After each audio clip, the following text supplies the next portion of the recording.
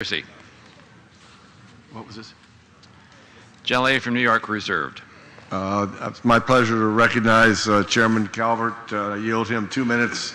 Gentleman from California, for the purpose of a colloquy. Thank the Chairman. Mr. Chairman, at this time I yield to the gentleman from Washington, Mr. Kilmer, for the purpose of a colloquy. Thank you, Chairman. I'd like to thank Chairman Calvert and Ranking Member McCollum for supporting important policies and programs protecting the unique landscapes you find in the Pacific Northwest. Our region values federal lands, and likewise we are proud to host all branches of the United States military.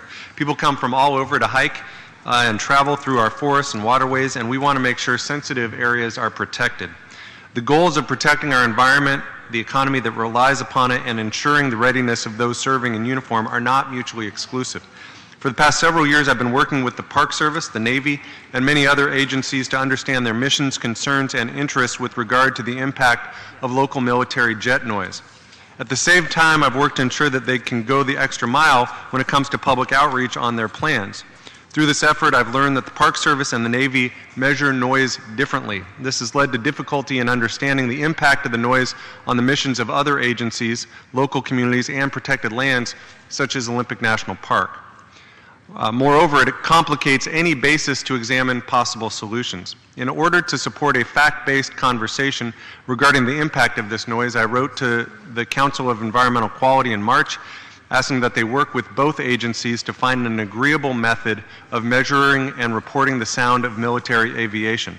While I've recently been notified that the CEQ is looking into the matter, I look to Chairman Calvert for his support to ensure that the relevant parties cooperate and resolve this issue.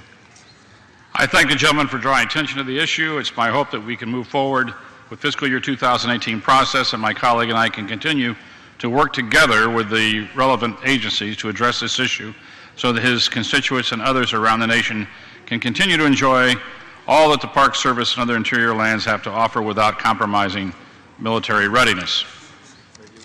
I appreciate Chairman Calvert's willingness to work with me on this effort. Having grown up on the Olympic Peninsula, I understand our responsibility to be stewards of the environment and to make sure that the Navy is a good neighbor. I look forward to working with the Chairman, CEQ, the Park Service, and the Navy to address this issue, and I yield back the balance. Thank you. I yield back the